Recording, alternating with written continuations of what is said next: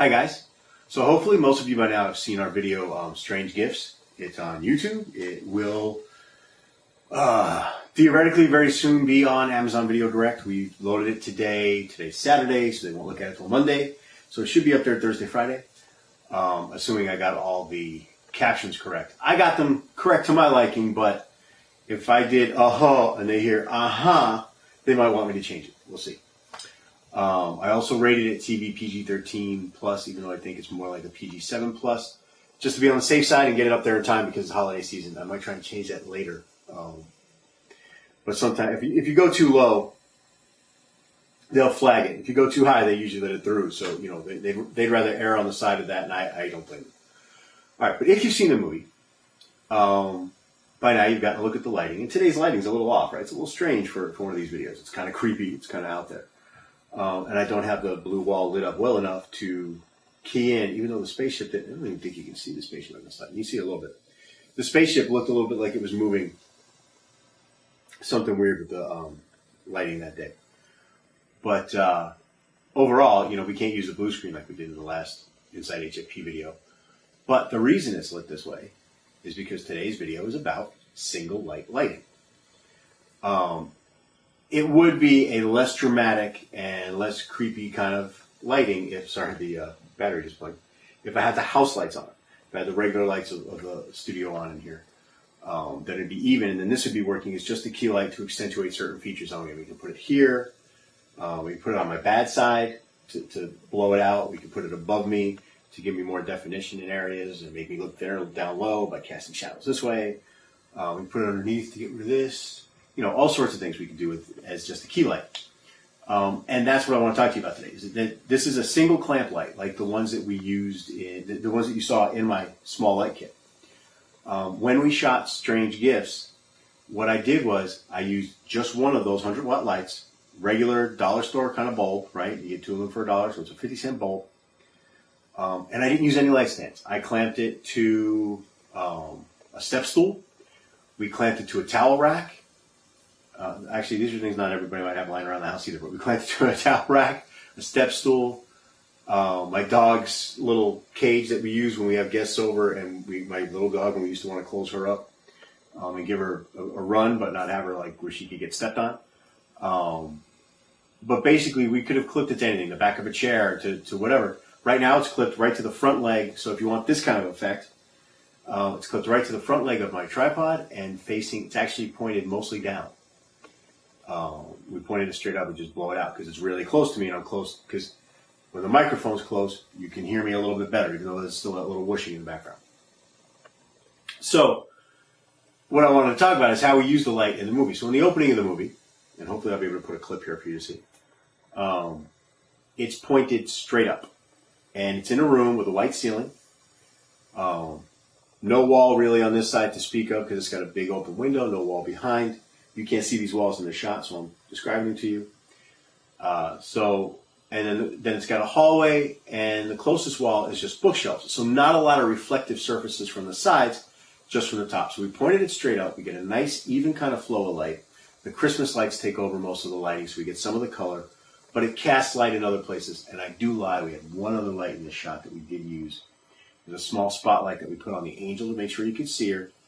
And there's an LED light, and then we shined it down on the eggnog just to make it a little bit easier to focus on. But we were able to get a shot of the eggnog without that light. But it was there, so just to be honest. Then the shot going down the hallway, when you see Santa walking down the hall, the light's the same thing. It's pointed at the ceiling in that one scene, so the hallway gets really dark toward the end. And then it was on the step stool pointed straight down the hall for the shots where we have a shadow on the closet door. The tricky part here was where to put the camera person and the camera, because we didn't want a shadow of them on the door, but I also didn't want any of Santa in the shot, which meant that the camera person couldn't stand behind Santa and put the light in between the camera and him. So at one point, my wife was in the bedroom shooting the closet door from one side, but we couldn't get the fullness of the shot that I wanted. And then the other part, she had to lay on the floor and we put the light on the step stool so the light could shine over her. And you actually still saw her shadow, but what happened was I then walked over her, straddling, so that the shadow of my leg blocked the shape of the shadow of her head in the camera. And that's how we did that shot. So still one light. Then in the bedroom, we again did the shot. We took the light and we put it in one corner and pointed it straight up towards the ceiling. And again, it was a white ceiling, but this time the walls were kind of beige. And there's a mirror on the corner where the light was. So now what you got was a bounce with specific direction. So you got off the ceiling and then off the mirrors toward where our killer's standing. And with that, you get dramatic shadow, right? So the shadow on the wall behind him, and on his face when he turns his head, you get a harsher shadow. And for a creepier thing, you kind of want that. Then for the fight scene, we left it where it was, but we pointed it more directly at the door that was open, so that every time one of them stumbles out, that foyer is lit. And that door was white, so we used a bounce again. So we had the light here, bounced off the white door into the foyer. Now, when you do that, what happens is you get a softer light. It's still a little harsher than I would have liked, but we wanted to make sure the characters were lit enough. We always could have darkened it down a little bit in post. We want to make sure the characters were lit enough so you could tell which one was which. I mean, the shapes were there, the hat and the hair and everything else. But I wanted to be a little clearer than that because I was playing both roles, so you had to be able to distinguish between which character I was at the time. For when Santa was poking his head in, the light was still on that pointed up. I believe we angled it a little bit more down to get it more direct on Santa. But I'm trying to remember now. Yeah, we directed it a little bit more down so you'd get more spill onto Santa because we needed to see his eyes go wide on and at the very beginning of the movie, which is where I should have started, we've got the outdoor shots. And those were all shot during the day a week earlier. Before I even knew I was doing this movie, I shot those for stock footage. And like I said, we're going to discuss that in another video. But those were shot during the day. And I wanted to have some outdoor establishing shots of the snowy weather to set the Christmas mood, and the holiday mood and the winter mood. But I wanted it to be nighttime. So we added that blue tint, the way we discussed in our Inside HFP video with Monique Parent, and the one where we talk about adding digital lights later. What I did was I added a blue light, Omni, so it gave everything a blue tint. Then I added a white light, Omni, but I actually brought that down to an almost negative intensity. So what that did was it pulled some of the original lighting out and made everything a bit darker, while the blue light added a blue tint to everything. And that's it. So we lit the entire thing with just the one light. And in this, we didn't even use, so we used the Christmas lights, the one light, and that one little LED where we cheated. We didn't even use house lights in this. And that was where we got all that shadow work from. If we had wanted to eliminate the shadows, we could have turned on all the lights in the house and just used that single light to key people and light people's eyes and do this and the other. But you can actually, if you think the lighting in the Strange Gifts looks okay, and you like it, and it's got a little bit of drama to it, and it's got it does some stuff, and it doesn't look bad. We did shoot that with a Canon 5D Mark II. Right, it's a very old camera, but it's a very good camera, and we had a fairly fast lens on it, so we were at 1600 ISO. But the reality of it is, with digital cameras now, with just one single $8 light and clamping it to anything in sight, you can light a movie and you can shoot a movie. So the excuses, are gone. You can film something if you really want to. So go ahead and do it. And again, if you don't want dramatic lighting, you don't want scary lighting, you don't want, add another light to your kit, add 2 more to your kit, do a traditional 3-light layout if you want, or just turn on the regular lights, do a lot of filming outside and use a reflector. But you can get things done with the simplest tools, right? You can even use a phone to film now. So even if you don't have access to a camera at this point in time, you can borrow something that can shoot. Get out there and film. Make it silent if you want to. Make a lot of it take place outside if you want to. Come up with storylines that take place in homes, in offices, in places you have access to. Don't write something that takes place in woods and then shoot it in your yard with one tree and expect it to look how it does in your head. But do write something that takes place in a backyard and shoot it in your backyard and expect it to look how, it's written.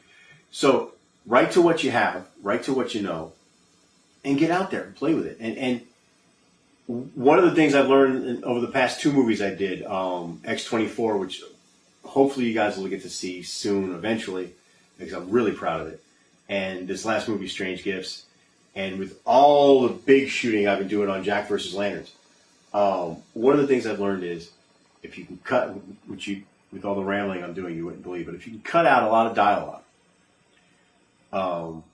you're going to make your life easier, right? So audio is the bane still, even with all the great microphones now that are out there and all the recording devices you can get and all the sync work you can do with digital stuff. Audio is still the toughest thing to get right for me and for a lot of independent filmmakers. And it's largely because we don't have a person to monitor it while we're filming. We don't always have access to the actors again to get voiceover redone, to do syncing and stuff like that. And so the less dialogue you have, the more chance you have of being able to do like this, close up to the camera speaking, and then you can use the camera mic. You still don't want to if you can help it, but if you have to, the camera mic will work if you're, write your dialogue for indoors, number 1. Don't write your dialogue by the beach. Don't write your dialogue in a car that needs to be moving. If you can fake the moving car, have a parked car, or, shoot in complete blackness outside and then show a car driving by at night somewhere else, that's all great stuff. Matter of fact, we'll talk about that in another episode. But, try and close up your space for your dialogue shots and shoot the dialogue close up. And then insert some far shots if you want where you don't actually see the people speaking.